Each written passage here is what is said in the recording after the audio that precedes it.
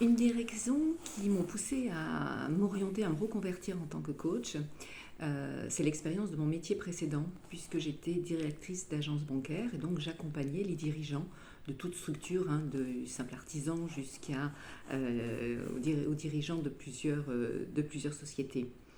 Ce qui était qui m'était apparu comme quelque chose d'assez paradoxal, c'est que lorsque les chefs d'entreprise venaient en pour des rendez-vous annuels, pour faire une sorte de bilan de la situation, eh bien sûr on faisait un point sur le bilan financier, sur les projets, sur les besoins de financement éventuels, etc.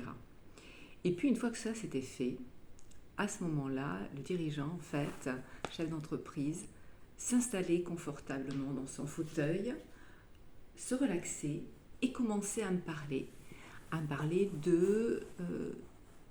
en fait, de la solitude du chef d'entreprise.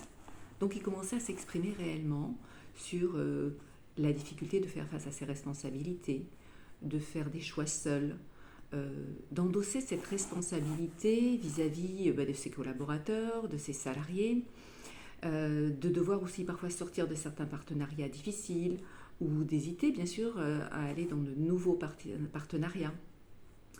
Il y avait toutes sortes de questionnements comme ça et un besoin surtout de les exprimer, de se dire que tout ça entraînait des inquiétudes pour eux bien entendu, qu'ils n'arrivaient surtout à partager avec personne.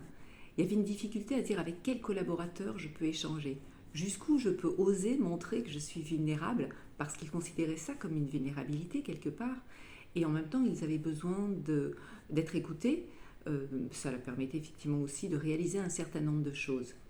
Et dans ce niveau, en fait, on va dire de solitude du dirigeant, ce qui m'avait frappé, comme petite anecdote, l'un d'entre eux m'avait dit, vous comprenez, je ne peux même pas dire ça à ma femme parce que ça l'inquiéterait.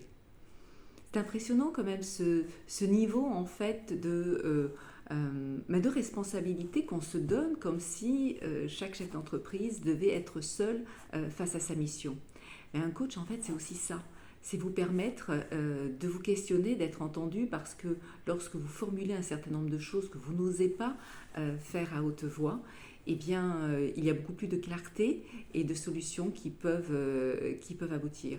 Puis on trouve aussi des façons un peu innovantes d'avancer. À bientôt.